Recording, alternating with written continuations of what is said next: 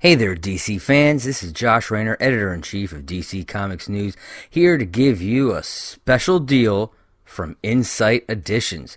Insight Editions is an amazing company who sells books and collectibles from all sorts of pop culture, whether it be DC Comics, Marvel Comics, movies like Die Hard, Harry Potter, Alien, everything out there in the world you can find. You got books, collectibles, pop-up greeting cards. They have all kinds of amazing items, and right now you can get 35% off site-wide by using the code DCNews35. That's DCNEWS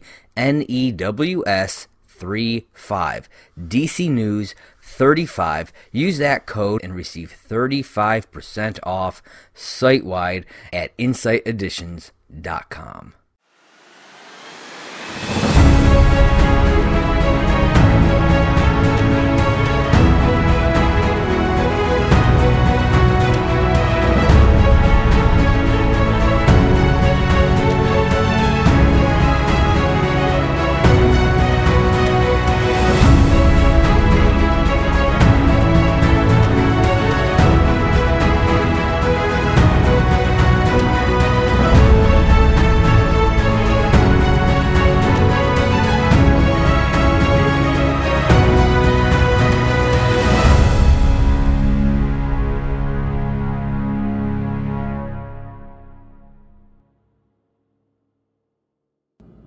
Hey there, everybody. Josh Rayner, Editor-in-Chief of DC Comics News here, bringing you a very special video for all the fans out there. Today, it's a little something different. You may be used to seeing podcasts or unboxing videos, interviews, things like that. But today, something very different from what we normally do. I'm going to be doing a cooking video. That's right. We just got a new book in from the great people over at Insight Editions. The Wonder Woman official cookbook. That's right. I am excited. We are going to, I'm going to crack into this, make a few recipes out of it. You're going to join me along. You can cook along with me if you'd like. I'm pretty excited to try these out. But first, I'd like to take a look at the book itself, kind of show you a little bit about it. Like I said, it's the Wonder Woman, the official cookbook from Insight Editions. Great people over there. They've made so many amazing books, whether it be the definitive guide to Batman, this huge tome all about Batman, which was fantastic, or the the Anatomy of a Metahuman, which was a great one. They're just getting ready to put out a new one that's in conjunction with Sideshow, the action figure toy collectible company, which is beautiful. Check DCComicsNews.com for our review of that book coming soon. So, and a lot of other great stuff. If you haven't checked out Insight Editions, definitely go do that. So you open the book. It's got some beautiful photography from Carla Choi. Like, for instance, look at this. Oh man, look at that Wonder Woman cake. This makes you just want to dive right into it. The cookbook itself is written by Brianna Volk. So, we got some, obviously the recipes, but there's like an introduction in here. It's got what's called a warrior's guide to basic pantry essentials, tools, and terminology. So it's, a little glossary of things, like what does al dente mean? What does it mean to fold? That's something that a lot of people don't actually understand because it's very different than mixing. What is shaggy dough? Stuff like that is all in here. And there are 4 sections within this book. There is a breakfast section. It's called Battle Ready Breakfasts. There is a one called Amazonian Appetizers, Sides, and Snacks. Mighty Mains, so it's like main dish courses. And then Superhero Sweets, it's all your dessert type things. And then there's one final section called Party Time, which gives some examples of menus you could put together for certain types of parties. They do a birthday one, a movie night, and a brunch. It's actually really cool. And the one other thing that is included in this, so you saw the picture of that Wonder Woman red velvet cake, which is fantastic, and that symbol that's on top. And you may be thinking, well, I'm not a drawer. How am I supposed to make that symbol? It comes with the stencil that you would use with the luster dust right here, so you could easily make that Wonder Woman cake, or put it on anything. It doesn't matter. You could make some pancakes, and you could put some powdered sugar Wonder Woman if you really wanted to. So I'm really excited to get into all of this. All right, so let's start with our first recipe, and it is going to be the Paradise Island pancakes. All right, so got my bowl. So now what it wants you to do is it wants you to preheat your oven to 200 degrees. The reason for this, you are not actually cooking anything in your oven. This is so that you can keep all your pancakes warm as you're cooking them, because you don't want to cook a pancake and then have it go cold by the time you get to the third or fourth pancake, So you keep it in a nice warm oven so that all of them stay nice and fresh and warm when you serve them. All right, so we get your bowl. So we're gonna start off with 2 egg yolks right in the bowl. All right. Then, now, when you look at the recipe, it asks for 5 tablespoons of packed light brown sugar divided. You're going to start off with 1 tablespoon with the egg yolk. So you got to keep it separated. I have it separated into 1 and 4. So you dump your 1 in there. Then you need 2 teaspoons of vanilla extract. All right. And 1 teaspoon of baking powder. Don't use baking soda, please. Baking powder. All right. Now, you grab your whisk and you just mix it until it's fully blended. All right. You get a nice kind of light brown looking, almost like a glaze, it almost looks like at this point, but you want to make sure it's all make sure all the brown sugar's all broken up. You don't want chunks of brown sugar left in there. There we go. It's gonna look kind of like that. Real nice, yeah. All right. Then once you got that done, you are going to add your flour and your milk. So for this, it asks for 6 tablespoons of cake flour. Now, I know what you may be thinking. I don't have cake flour. I have all-purpose flour. And that's fine. If you don't have cake flour, you can use all-purpose flour. However, pancakes might not be as fluffy, but you can still use it. I did go out and get some actual cake flour because I wanted to do all these recipes exactly the way that they are presented in this book. So like I said, 6 tablespoons of the cake flour. Put that right in. And a 1/4 cup of whole milk. All right. And we are going to whisk this until the batter is fully combined. No dry flour bits present. Should take about a minute. All right. Got a nice fully mixed batter here. And we are going to move on to the next step. So you're going to need another bowl, separate bowl here, and you are going to combine egg whites. So earlier you had 2 egg yolks. You will save the whites from those, and then you will need 3 more whites. You need a total of 5 egg whites all together. So you're going to take all those egg whites, put it right in your other bowl.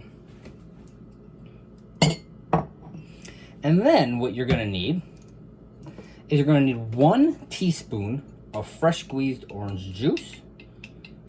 Now you can use bottled orange juice if you choose, but just be aware there is going to be a lot of extra sugar and whatnot in there. So what I did is I just got an orange. I'm just going to wind up eating it. And because later on we're also going to use the orange zest as well. It's not something that you have to use, but if you choose to, then if you buy the orange, then you will have it that way. So 1 teaspoon of orange juice in with the egg whites. All right, now you're gonna want a hand mixer. I got mine right here. Spin around there. Hoo-wah! Got your hand mixer right here. That's right. Okay, so on medium-high speed is where you're gonna want it.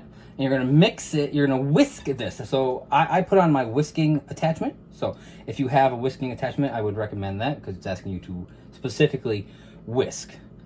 So you're gonna whisk these until the egg whites are foamy. It takes about 4 minutes or so.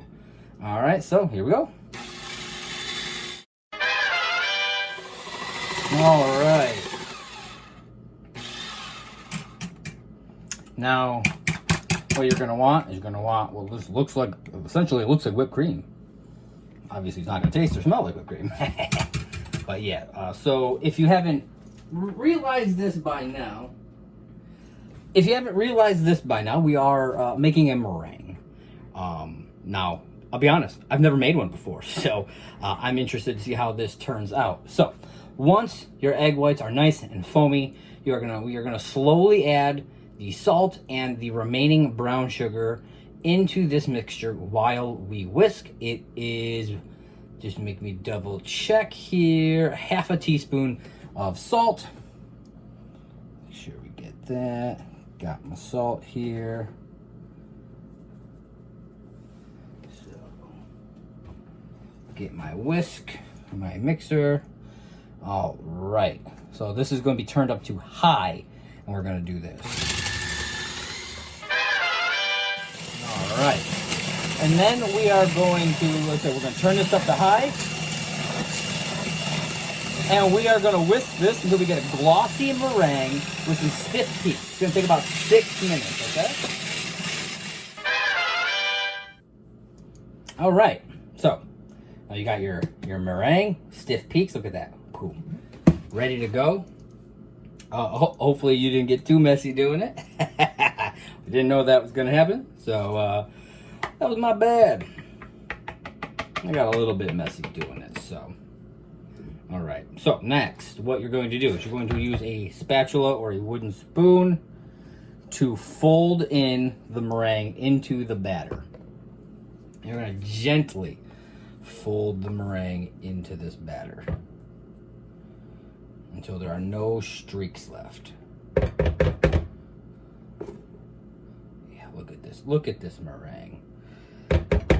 Again, I've never made it before, but I think this looks pretty good, gotta say. I have also never, I don't think I've ever had pancakes that were made with meringue. So that was one of the big reasons why I wanted to try this, because it's just a really interesting recipe. It seems simple, you're making pancakes, but it's definitely more than just your typical pancake recipe, and that's what I was most excited about. All right, so let's start folding. Okay. Now, if you've never folded, it's you kind of scoop under and kind of you just kind of lift up. You're like folding it, literally what it sounds. Just nice and slow. You don't want to go too fast. You don't want to mix it. Just folding. Okay, so next what you're going to do, once you have your meringue folded into your batter, you're going to get your pan, your non-stick skillet, and you are going to heat it over low heat. You're going to put some butter on the pan, some unsalted butter if you've got it. Just a nice pat of butter to coat that pan before you go into putting in your batter. Okay, so once your butter is melted, the recipe calls for you to use a pastry ring. Now, I don't have a pastry ring, so I'm not going to be using it. If you have one, or if you want to get one, then by all means do that. I'm just going to be free-forming it here, so yeah, we're just going to see how that all turns out. Okay, so says once you place your pastry ring right in the center of the warm skillet, and you pour a 1/4 cup of batter into the ring on the skillet, and then you will put a lid on that. Now it says to let the pancake cook for 3 to 4 minutes, and then it should rise like a souffle, it says, and then to flip the pancake and cook it for another 2 minutes on the other side. Then remove it from the skillet, and then repeat with the rest of it. You keep all the finished ones on like a plate in the warm oven. So yeah, I mean, that's pretty much all there is for that. Take a look at it. Yeah, it's looking real good right there. I'm pretty excited to try these. They look so fluffy, so I'm really, really excited. All right, so once these are all done, we'll show off the finished product. We'll give it a taste, see how it is, and hopefully, keeping our fingers crossed, Wonder Woman has not steered us wrong. So we'll find out. All right, everybody, and we're back, and we have some finished product here. So I'm about to show you what these pancakes look like, all finished, and they look delicious. Look at that. That is a delicious stack of pancakes. These are the Paradise Island pancakes. As you can see, got a little cup of syrup sitting there, just waiting for me to dive right into these pancakes. I'm pretty excited. So let's give these pancakes a try, shall we? All right. Got my syrup. Got my pancakes. Drizzle some syrup right on top of these bad boys. Oh, yeah.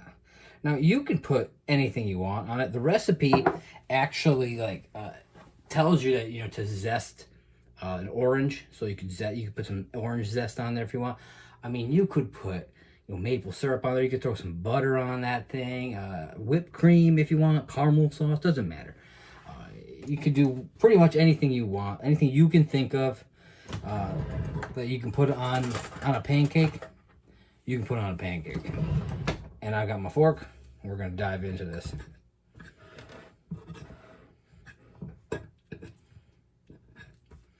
All right, here we go.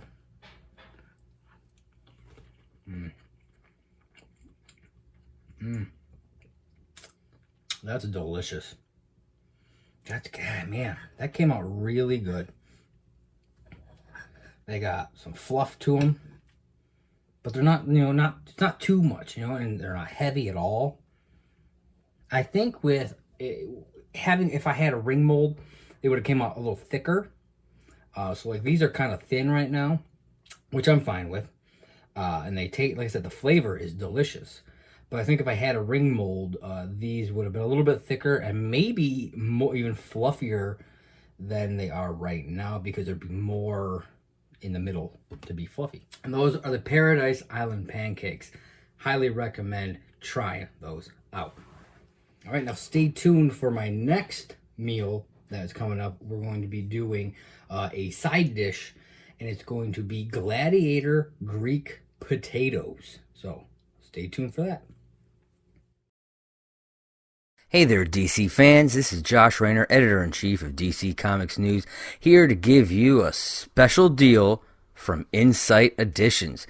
Insight Editions is an amazing company who sells books and collectibles from all sorts of pop culture, whether it be DC Comics, Marvel Comics, movies like Die Hard, Harry Potter, Alien, everything out there in the world you can find. You got books, collectibles, pop-up greeting cards. They have all kinds of amazing items. And right now, you can get 35% off site-wide by using the code DCNews35. That's DCNEWS 35. DC News 35. Use that code and receive 35% off site-wide at insighteditions.com. Hi everyone, I'm here to tell you about the DC Comics News podcast. Here every week to talk everything DC. Movies, TV, comics, and everything in between. But don't just take my word for it. Here are a couple of our sponsors. Listen to the DC Comics News podcast. It's audio justice. No. It's audio chaos. These wackos are crazier than I am. Well, maybe you're both right. Regardless, you can catch us on every kind of podcast platform. Apple Podcasts, Google Play, Spotify, Stitcher, and everywhere you find great podcasts. So, can I go now? Let him go. He did everything you asked.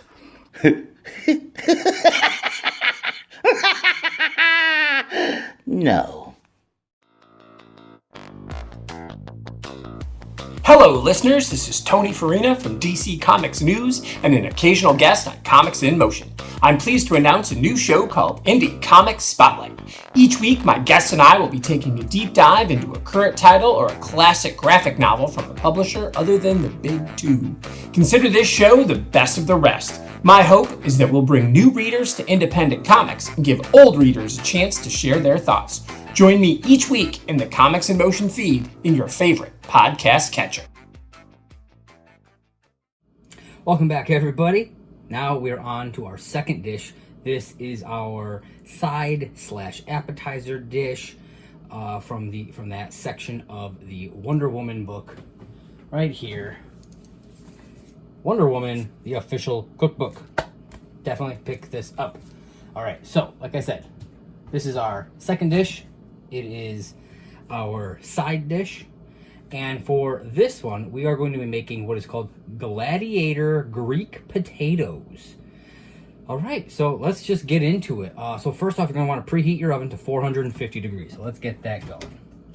450 degrees. We got that going. All right, so in a large bowl, got my large bowl right here, you are going to want to combine olive oil, vegetable broth, and lemon juice. So you want half a cup of extra virgin olive oil, or EVOO, as they like to call it in the culinary world. Get all that right in there. Then we've got half a cup of vegetable broth right here.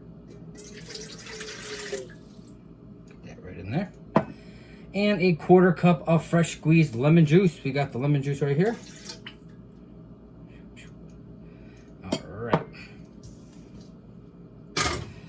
And right here, right now, what you're going to do, I would suggest mixing it together a little bit. Just kind of get your utensil, your spoon, whatever you're using. Just kind of mix it in. I mean, obviously with the oil, it doesn't quite, it doesn't fully mix, but because you're about to put in the potatoes, you just want to make sure it's as mixed as it can be. All right, so next you are using 3 pounds of Yukon Gold potatoes. You want to make sure that they are cleaned, halved, and cut crosswise. I did them about this size. You can kind of see about an inch-ish, right around there. Like the inch cubes is kind of the standard for these kind of potato, for this kind of recipe. So I got mine all ready already. I got it all cut up and ready to go. I'm just gonna put them in with the liquid. Get that all in there. And then you're going to just mix it up. Got my wooden spoon here. And I'm just mixing away. Get them all nice and coated. Get it all in there. Coated.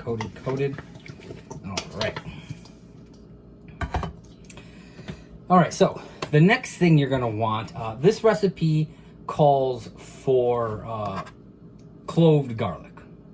I didn't have any cloved garlic, but I have minced garlic. As you can see, got some minced garlic right here. So I'm just gonna use that. If you don't, if you would prefer to get cloved garlic, you can do that. Okay, so before we get to the garlic, you're going to take your potatoes that you have in the mixture here, and you're going to transfer them to an oven-safe skillet or casserole dish. I am using like a big 13 by 9 kind of a casserole dish here. You just pour the whole thing right in. Get it all in there. There we go. Spread it all out real nice and even. All right, so now for the garlic, what it requests, it says 4 cloves of garlic peeled and smashed. Again, I'm using minced. You can obviously do it how you please. And with this, I feel like it's really up to you. How much do you like? How much garlic is too much garlic for you? So if you want a little bit more, go ahead and throw a little bit more in there. So I am going to just kind of eyeball it for myself. I like garlic, so I'm gonna put in a few extra scoops here of my garlic. Just get it all right in there. Because you're adding this stuff to the potato mixture so that it is kind of evenly coated. All right, don't want to put too much, but I do like my garlic. All right, so alongside the garlic, you're going to want 2 teaspoons of dried oregano and 2 teaspoons of dried basil. And you're gonna add that right to your potato mixture. So I've got my oregano here. I'm gonna do 2 teaspoons. Just kind of shake it all along this thing.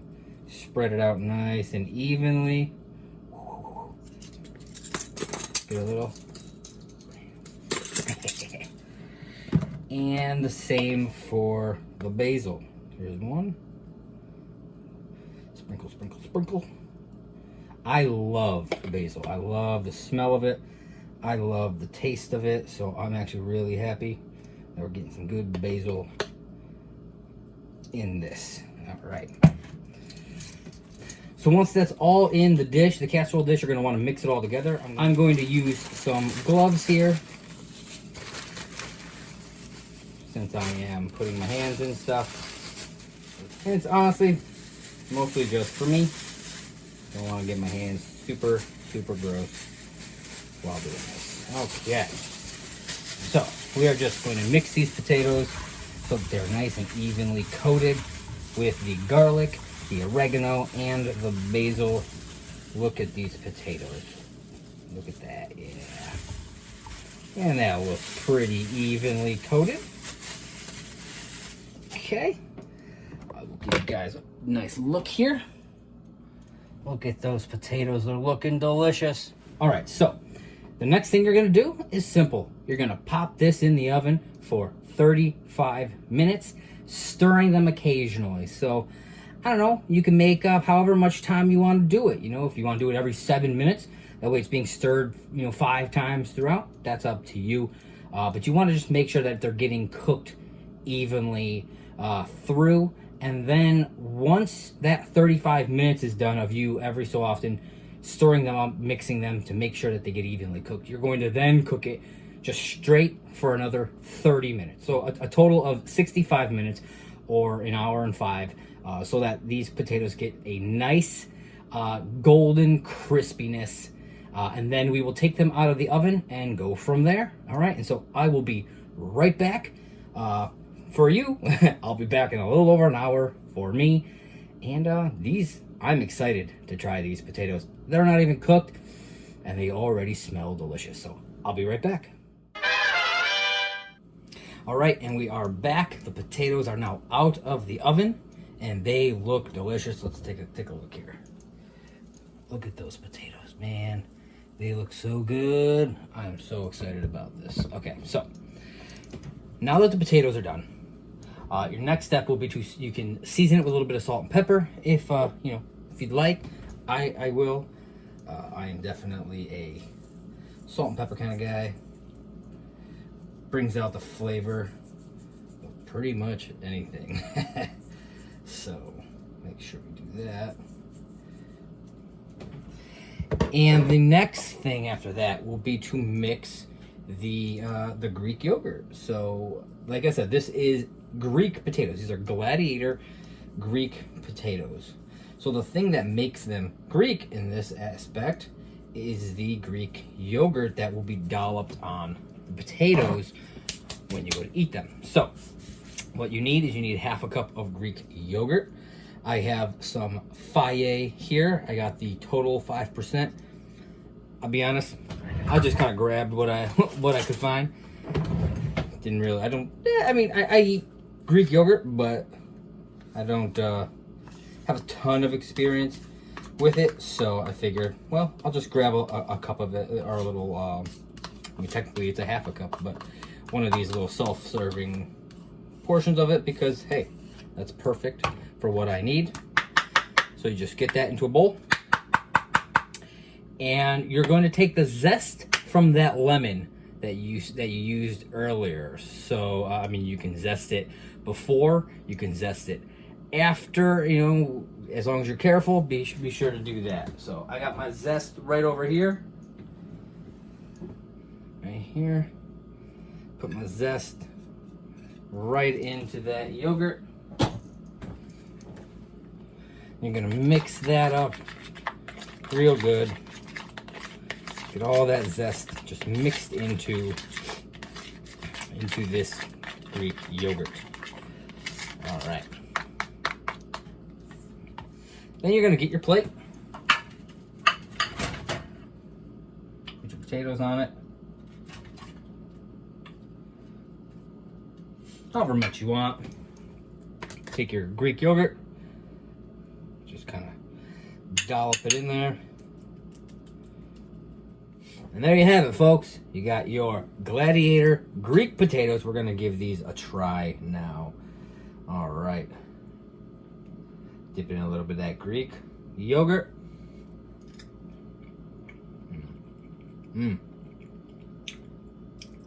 Oh, those are really good. Oh yeah, that's delicious.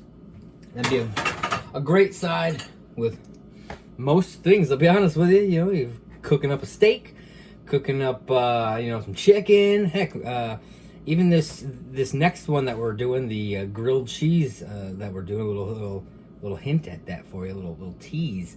I feel like it would even go good on the side of that. All right, so there it is, folks. That is the Gladiator Greek potatoes.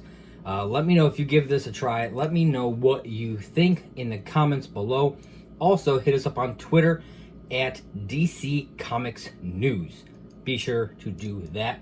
And be sure to pick up the book, Wonder Woman, the official cookbook from Insight Editions. All right, so stay tuned for our next part of the video, and that will be our grilled cheese. As I said before, it will be the Nubia grilled cheese and fig sandwich. That will be our main course. So, see you soon.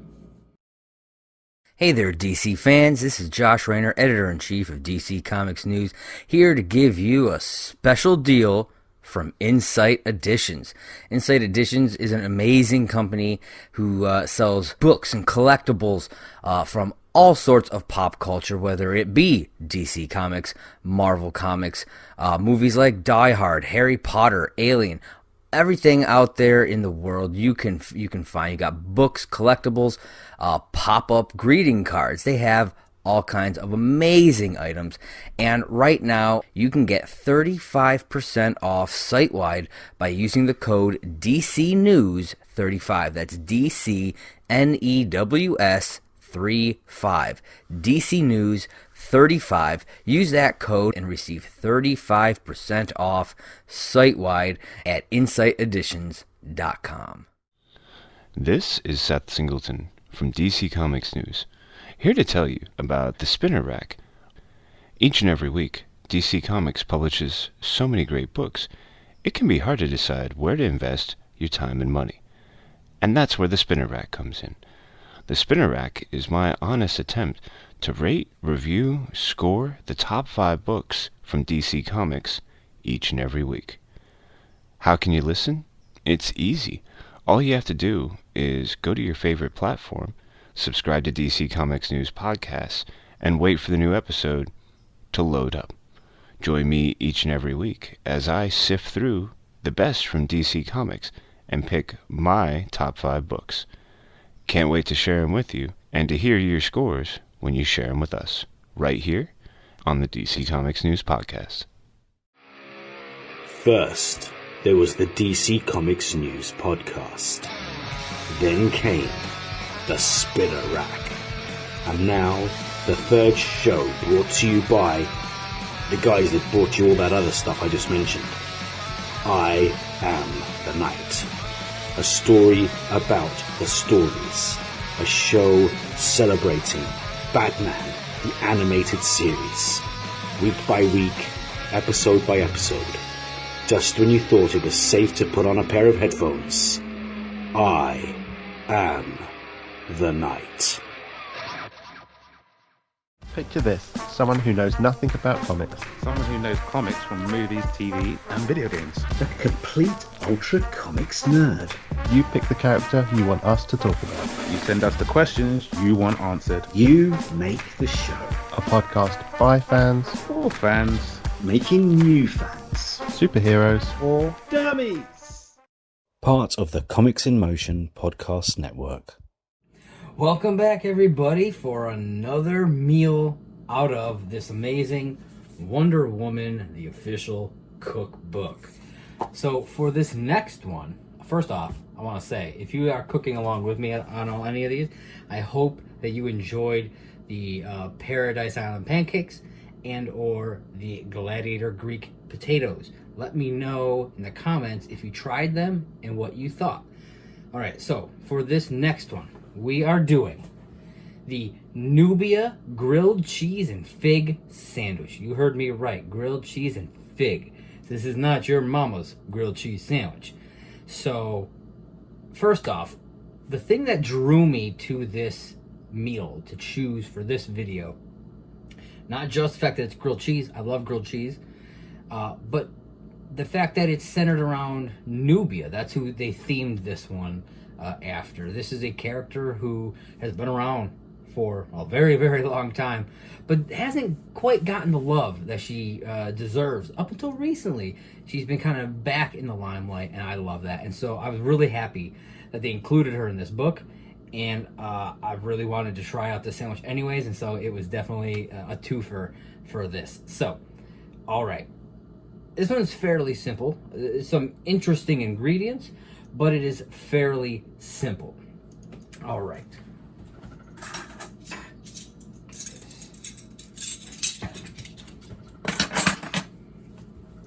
All right. So, first, you're going to need some bread. Now, the recipe is for 2 sandwiches. I'm only going to make one. I'm one person. I'm only going to make one. So, I'm going to be cutting these measurements in half for myself. But feel free to make the 2, make 4, make whatever you're going to make.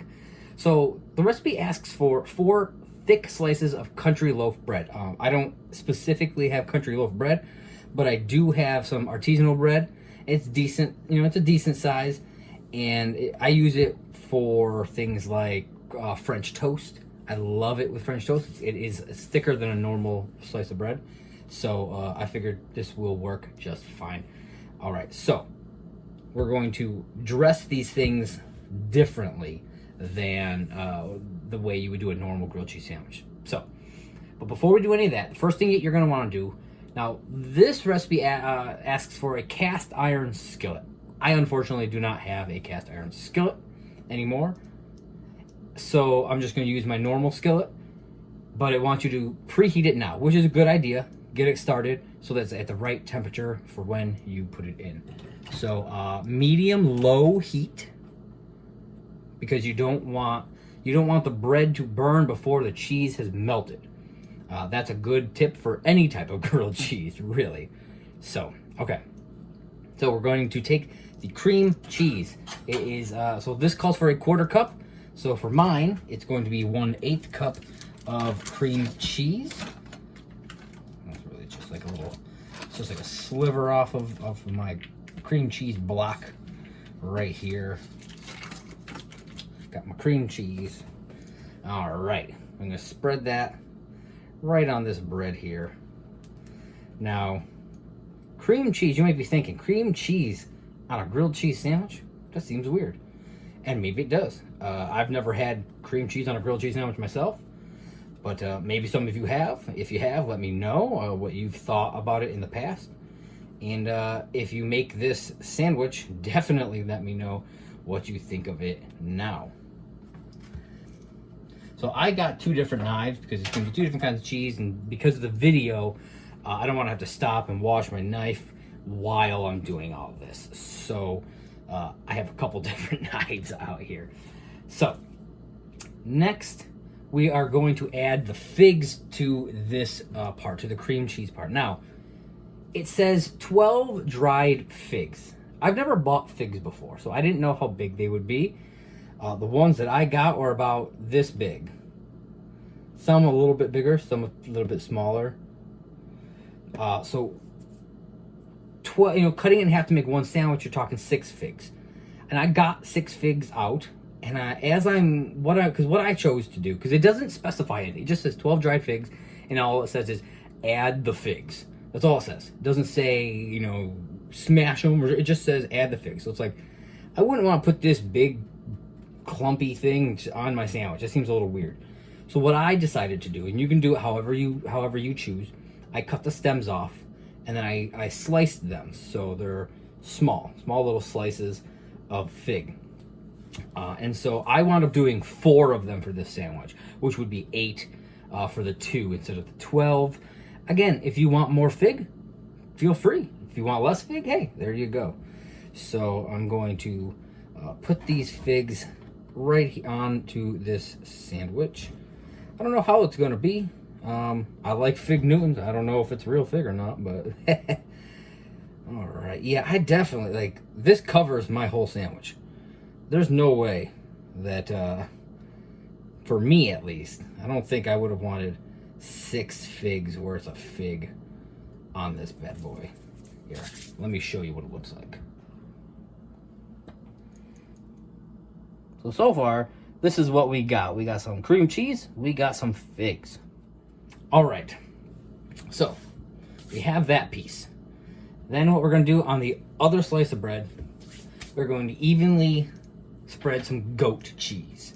So, we need for this recipe, a half a cup of soft goat cheese. You want to make sure it's soft because you want to be able to spread it. So for mine, it's going to be 1/4 of a cup of goat cheese. All right. Just going to get that right on there. And start spreading that around. All right. Ooh.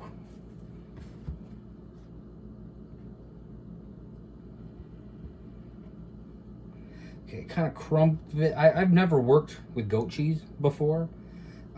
I've had goat cheese, but I've never cooked with it myself. So it's definitely different. It's a bit crumbly, so it's a little hard to spread. So really all I'm doing is just kind of moving it around, kind of crumbling it onto the bread and just kind of spreading it around that way, because it should melt, really. So the next thing that you want is some honey. I got a big old bottle of clover honey right here. You're gonna take, so for this it's 2 teaspoons, so for one sandwich it's gonna be 1 teaspoon. So you're gonna get 1 teaspoon of honey. And for this, you're gonna be drizzling this over your goat cheese side of your sandwich.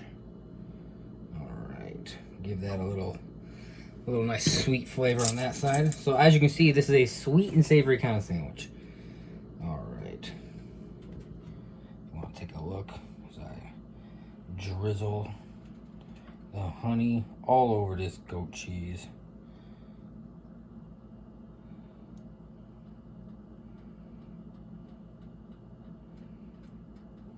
Okay, and the last thing is some salt and pepper for taste. So just sprinkle a little bit of salt and pepper on your goat cheese side. A little bit of salt, a little bit of pepper. All right, now your pan should be nice and warm, ready to go.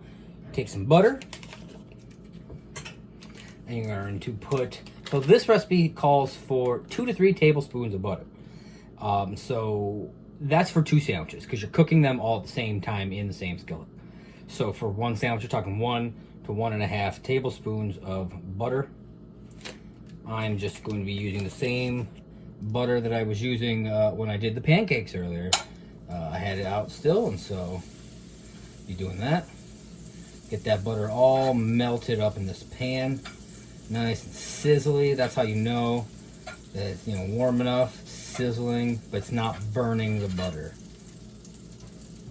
If it's burning the butter, then you got your heat up way too high. Okay, you're gonna make sure all that butter is melted. Then you take your 2 pieces of bread and you just lay it right in there. Okay, there we go. Then you cover, and it says cover the pan, cook for about 6 minutes. So this is going to allow all the cheese to melt. It's going to allow the bread to brown and be that nice, delicious looking type of sandwich that you expect with grilled cheese. And this is just for start. Okay, so once that cheese melts, we're going to be putting that sandwich together, cooking it a little bit longer. All right, so yeah, I'm going to take a quick look at how it looks in the pan. There you go. We've got the fig, you got the goat cheese, everything up on there. It looks good. All right, so see you in 6 minutes. All right, folks, so 6 minutes is up. So now we are going to put the sandwich together. And unfortunately, it's a little burned on my end. So, you know, that is how it is. I think I probably had to heat up a little high, but that's okay. You know, you make mistakes here and there. But the cheese looks good. I should be able to scrape off that burn. And we're gonna give it a go anyways. Let me see how the cheese looks. Because it does say to cook it. There's the thing. I must have had it up way too high. I only had it on maybe like 3.5, 4 on my oven, on my stove. But the stuff does look fairly melted. I am going to cap it for right now. I'll let it do its thing. Because it's funny because it says to then put the sandwiches together, like the pieces together, and cook for another 10 minutes. And I only did the initial 6, and it already burned my bread. So that makes me think it needs to be real low heat, not like maybe on a 2 kind of a thing. Like it needs to be low. Maybe it would have cooked differently on a cast iron, and maybe it wouldn't have done that. I don't know. But it is what it is. So I'm going to kind of take some of this burn off, and we're going to see how it tastes. All right, so I think I was pretty successful here. If you want to take a quick look. Yeah, I got pretty much all that off. I think we're good. I think we're good. So I'm going to cut it in half. It's got a nice crunch to it. Okay. Steamy, definitely steamy. See, you got some fig in there. Got both pieces, yeah. Got some of the cheeses. All right. Okay, I'm interested to see how this goes. All right, here we go. Whew.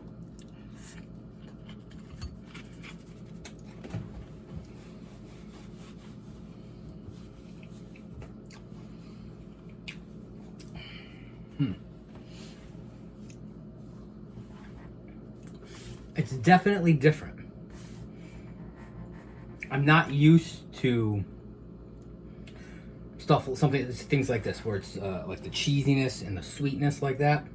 But I gotta say, I kind of really dig that. That's actually really, it's got a real good flavor to it.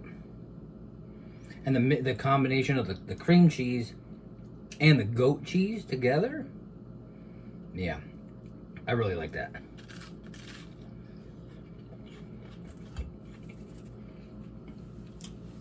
Yeah. All right, yeah. I think that's a winner right there.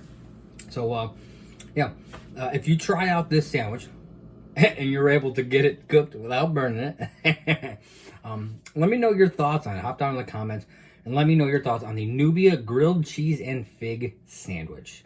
All right. So next up is our last item, I guess you could say, our last demonstration, and I will be cooking baklava. That's right. So stay tuned, and it's gonna get real sweet in here. We'll be right back.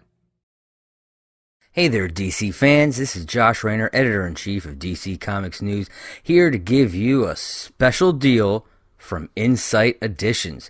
Insight Editions is an amazing company who sells books and collectibles from all sorts of pop culture, whether it be DC Comics, Marvel Comics, movies like Die Hard, Harry Potter, Alien, everything out there in the world you can find. You got books, collectibles, pop-up greeting cards. They have all kinds of amazing items. And right now, you can get 35% off site-wide by using the code DCNews35. That's DCNEWS 35. DC News 35. Use that code and receive 35% off site-wide at InsightEditions.com. Why, hello there.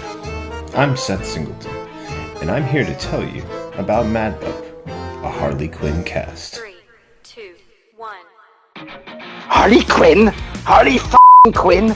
What have we learned from this crazy show? Making bat shark repellent relevant since 1966. Oh, look, Googer. And we've gone completely off the rails. I hear the bat signal. Shut up and battle me, Nards. I definitely do not bats. In need of an adult-sized nemesis. Humans make good fertilizer. You can't with Lois Lane. For f***'s sake. I'm a damn good cop. Lot of lasers. Educational and informative. The DC Comics News Podcast Network presents Mad Love, the Harley Quinn cast. Back to you, Seth. So, tell us your thoughts. We'd love to hear from everyone out there. Or not.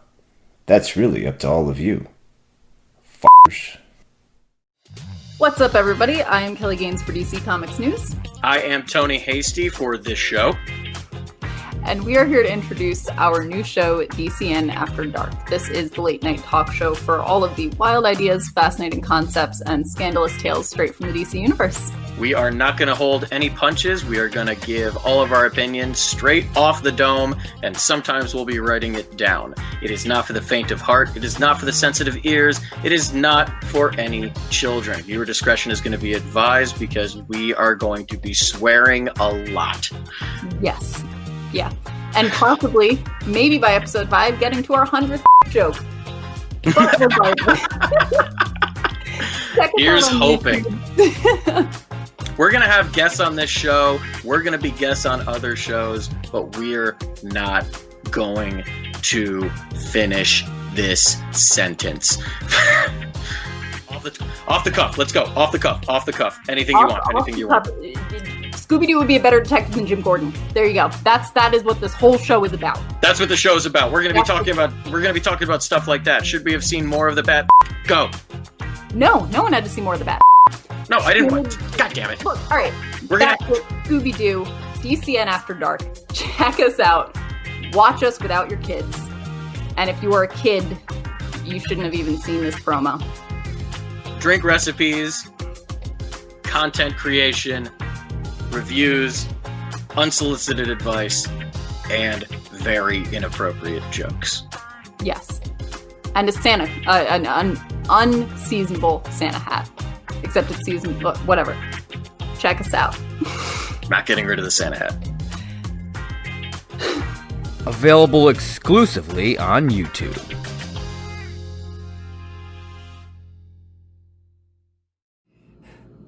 Welcome back, everybody. We are here yet again with one more part, I should say, to this video, cooking one more delicious item out of this amazing Wonder Woman, the official cookbook from Insight Editions. Make sure pick up your copy today. Get it now. All right, so today, right now, the thing that we're gonna make is something that I love. It is baklava, specifically baklava of Themyscira. That's right. Obviously, we're going in the Wonder Woman trend here because it is a Wonder Woman cookbook, baklava of Themyscira. So let's dive into it. All right. So this is going to require, depending on what you have, it will depend on how much effort has to be put into this. So this recipe calls for a food processor. I do not have a food processor. However, because you need to chop a bunch of walnuts, I just had to do it by hand. It took a little longer. If you had a food processor, it would go a lot quicker. So if you are inclined to get one, feel free. If not, you can just do it by hand. Really, walnuts are not hard to chop. They're actually fairly soft. So it didn't really take that long. I had to do it in parts because you need a whole pound of walnuts for this. So I think I had to do it in like quarter-pound sections because of the size of my cutting board and everything. And I didn't want to make a giant mess. So just be aware of that. Okay, so what you're going to need for this, utensil-wise at least, you're going to need a pan. Maybe two, depending on if you don't want to wash this pan after you use it. I don't have a problem with it. It's just gonna melt butter the first time, and then it's going to make a sauce the second time. And then a 9x13 baking dish. Make sure you have one of those. Okay. So, first thing you're gonna wanna do, you're gonna wanna preheat your oven to 350 degrees. So make sure you got that going, so that by the time everything is all ready, then you will be good to go. All right, so the next thing you're gonna wanna do is lightly butter that pan, that 9x13 baking dish. So you're just gonna get your stick of butter. You're gonna wanna open it up. The easiest way to do it, just kinda leave some of this wrapper on there and just go to town on it. And you're just gonna wanna lightly butter that baby. And then when you're done buttering your pan, you're just gonna set it off to the side and wait until, you're ready to put everything in it. Make sure you get the sides. You don't want the sides to stick. All right.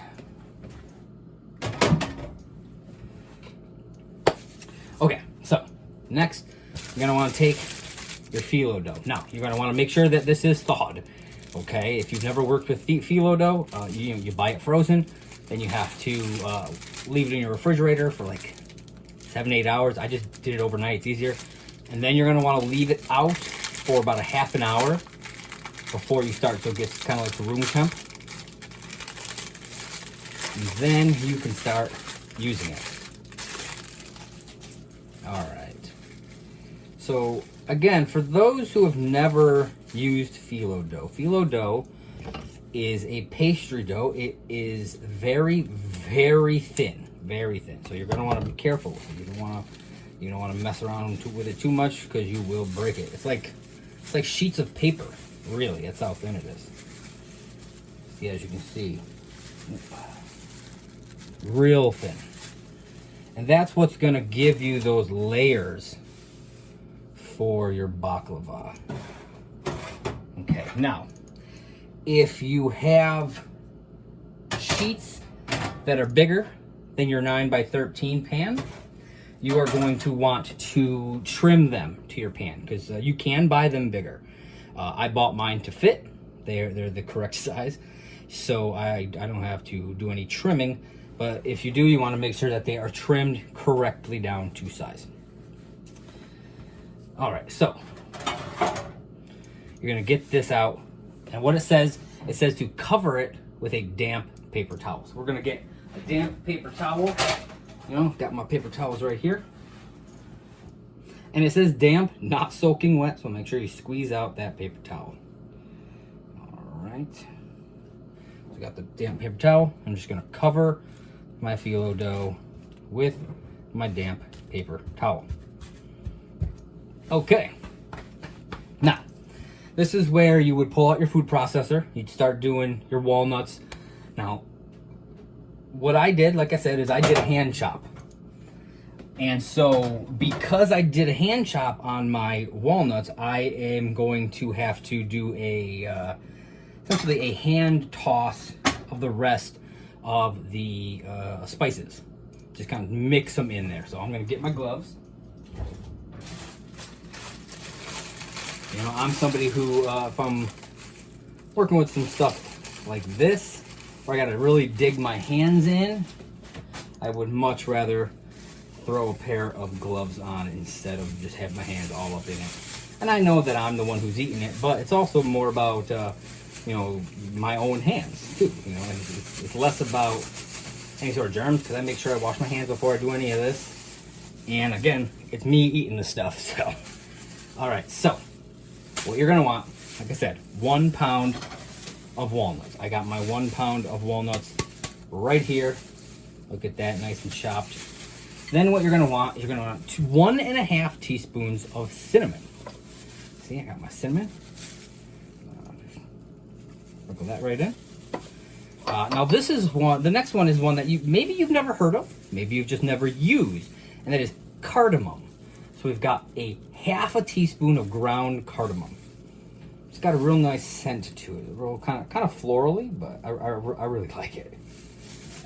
And then a 1/4 teaspoon of salt. You don't want to go too heavy on the salt, obviously. Get that right in there. All right, and since I am not food processing it, I'm just going to hand kind of toss this around, really mix it in with these walnuts. Get a nice mix of walnuts and spice, and give that real earthy kind of flavor when you're done. Smells good already. Okay. I'm gonna set this right here now. Now, you want to be careful because you will have your oven on, so you don't want to set too much stuff on your oven since it'll start to get hot. I mean, maybe you have an oven that the top doesn't get hot. My oven, the top gets hot once it's on, so it's an older model, just kind of is what it is. All right, so once you have that done, you're gonna start working with your phyllo dough. Okay, so remove those paper towels. Okay. Grab your pan. And what you're going to do next is you're going to put down 1 sheet of phyllo dough into your pan. Again, try to be as careful with it as possible. It is kind of fragile, so thin. Okay, then what you're going to do is you are going to spoon out a thin layer of the nut mixture onto the phyllo dough. Okay. Then what you're going to do is you are going to put 2 more layers of phyllo on top of the nut mixture, brushing butter in between each. So, as I'm getting ready to do the nut mixture, I am going to start melting my butter so that it is nice and ready to go for the other layers of phyllo.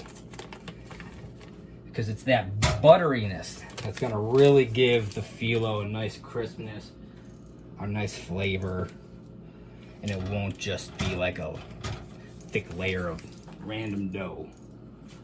All right. Make sure the right burner is on. Let's get that butter melting. Okay. So, like I said, I'm going to take our walnuts. You're going to scoop it out right onto the pan, and I will give you a visual once I have that on there. And you're going to do this a total of 8 times. So there will be 8 layers total, theoretically, as long as you don't over walnut the layers.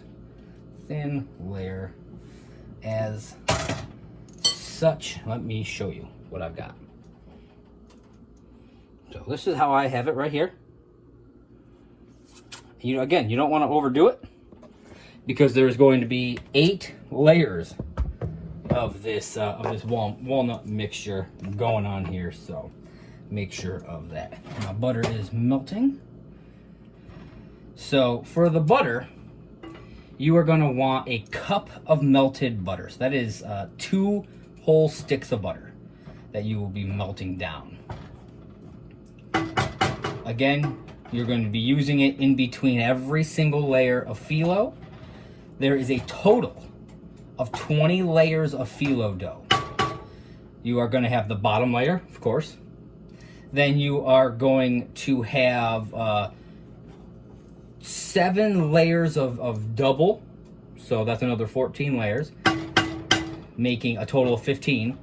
And then on the top, it will be a total of 5 layers on the top of the baklava, making your 20 layers total.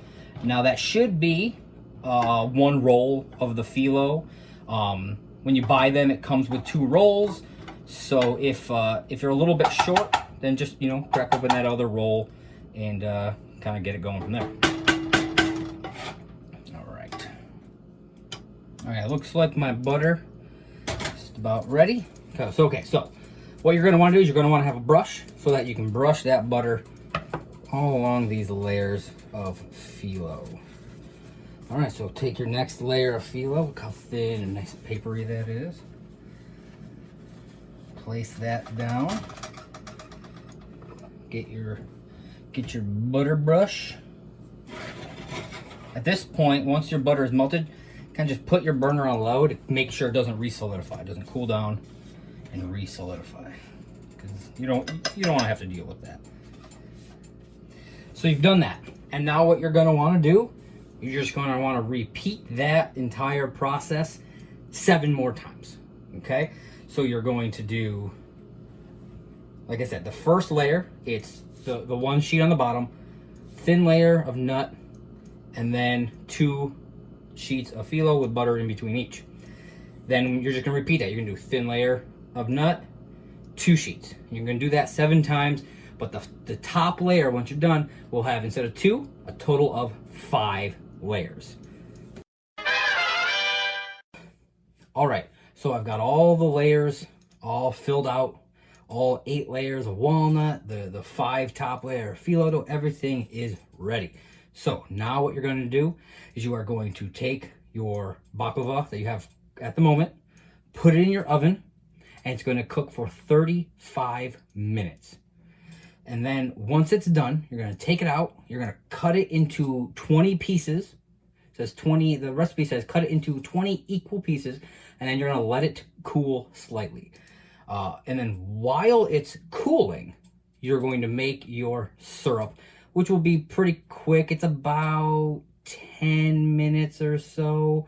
And then it's got to take about 10 minutes to cool. So you're looking at about 20 minutes probably total, roughly.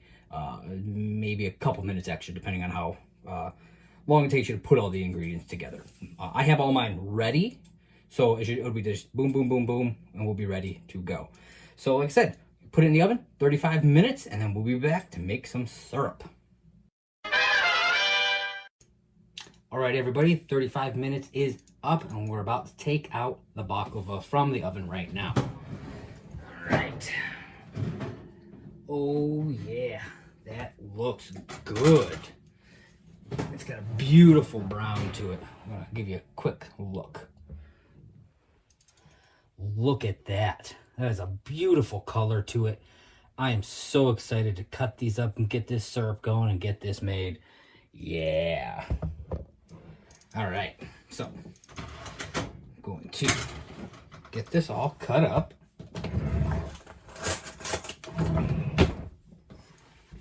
$20 pieces, okay? Make sure. Got a nice crispness to it. Super excited about that. You may need to lightly hold the baklava as you cut, as the top layer or two might move around a little bit. It's okay if, it starts to crumble a little bit on the top, mainly because there's so many layers on that top that that part's not going to matter as much. And once the syrup's on it, it's all just going to kind of solidify together anyways. So don't worry about it too much if that happens to you, because it's going to happen no matter what. It's so flaky and good, and if it's not happening, if it's not kind of flaking apart, then it's probably not cooked properly, to be totally honest with you. Okay, now that the baklava is cut, you're going to set it off to the side so that it can cool. Okay, and while it's cooling, you're going to make your sauce. So during the time that it was cooking, I just washed my pan. Best way to do it, then you don't have extra dishes that way. All right, So you in this pan, you're going to heat up some water. So we're going to start with that. It's going to be 1 cup of water. All right, got my water right here. Got it all measured out. Okay. Then you're going to put in some brown sugar. It is going to be 1 cup of light brown sugar, packed, tightly packed. All right, so we can put that right in here. I like to break it up once it's in, once I put it into the water. That way it's easier to kind of break down. And finally, a half a cup of honey. So I've got my half a cup of honey. We're just gonna pour that right in. Oh yeah, look at that. And you're gonna wanna scrape, the honey out. What I'm using, again, so that I don't dirty extra dishes, I cut the baklava with a butter knife, and I'm just using that butter knife, as you can see right here. Using that butter knife to just scrape this honey out so you can get as much of it as possible out of your measuring cup. All right. Okay. Now, baklava, for those of you who don't know, is a very traditional Mediterranean dessert.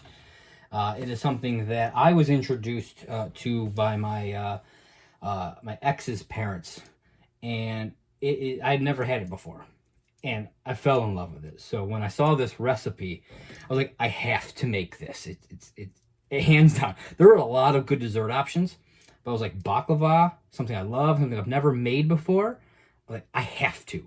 No questions about it.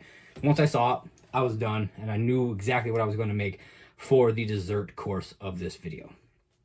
All right, so we are going to heat this until the sugar and honey have fully combined. So don't want it up too high. Want to make sure that it stays, so it doesn't burn, stays at a cool enough, not a low enough temp to not burn.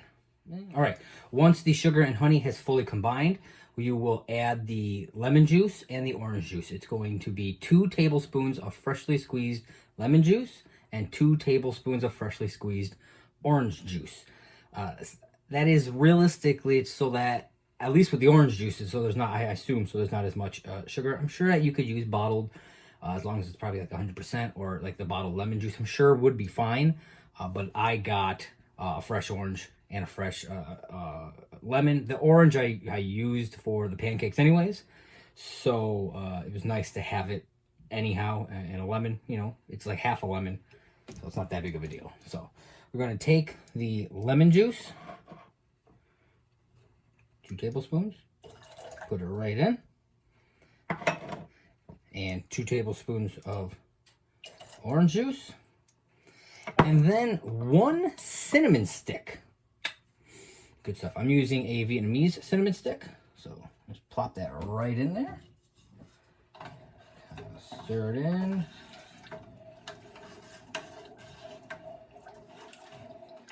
Yeah. Get that nice and mixed in there. And then you're going to turn your heat down to low, and you are going to cook this. You're going to cook this for about 10 minutes.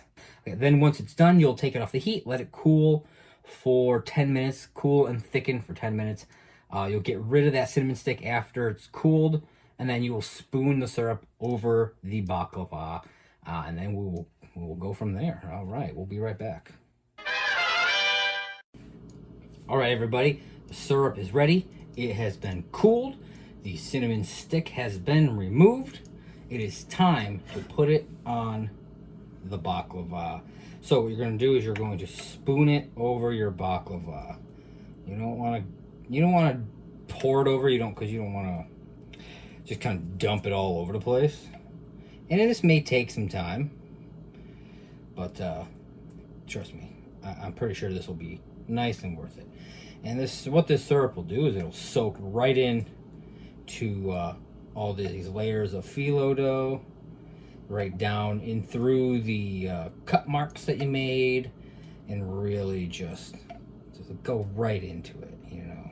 I'm pretty excited for this, man. I'm gonna continue to do this, and you know, if you're following along with the video, making your own baklava, just continue to do the syrup, and we will be back in a moment with the almost finished product. All right, so all of the syrup is on. I'm gonna give it a nice look. This is what you should be looking at right here. Look at that. That is gorgeous, isn't it?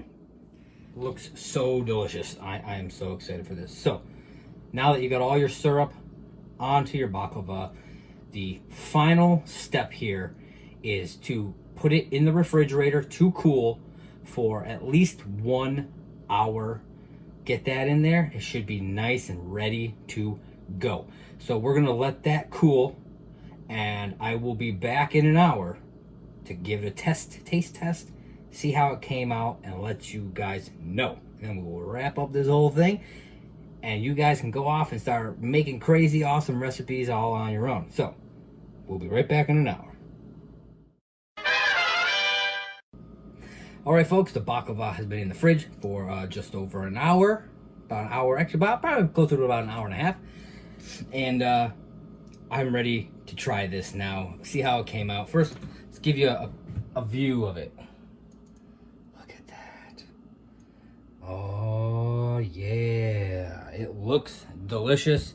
Smells delicious. I am excited to give this a try. I'm going to take this right out right here. All right. Okay, look at that. Look at all these flaky layers. Look at that. All right. Here we go.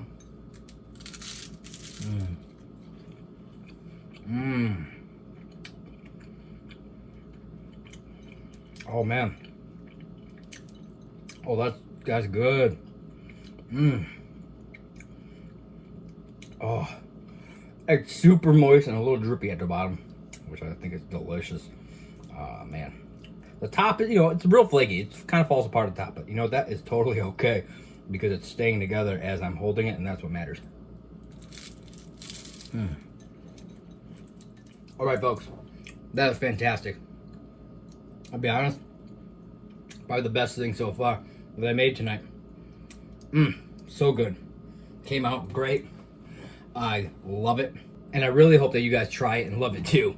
I really want to know your thoughts, so hop down to the comments. Let me know what you think of the baklava. Let me know what you thought of all of these: the Paradise Island pancakes, the Gladiator Greek potatoes, the Nubia grilled cheese and fig sandwich, and the baklava of Themyscira. Let me know, because man, I love what I've made. I'll be honest, baklava probably the top, probably followed by the pancakes, and then it's probably a toss up between the potatoes and the grilled cheese and fig sandwich.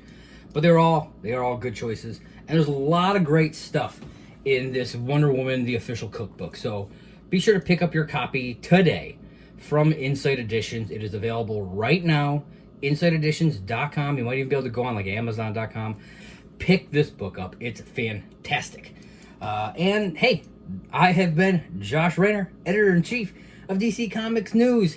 Thank you so much for joining me in this special cooking video for Wonder Woman, the official cookbook from Insight Editions. Thank you. Be sure to check us out on social media at DC Comics News. On all the social medias, you got Facebook, Twitter, Tumblr, Instagram, and YouTube. So at DC Comics News. Check us out, dccomicsnews.com, for all your DC needs. And we like to leave every broadcast with one simple request from our fans, and that is to read more comics. All right, guys, catch you next time.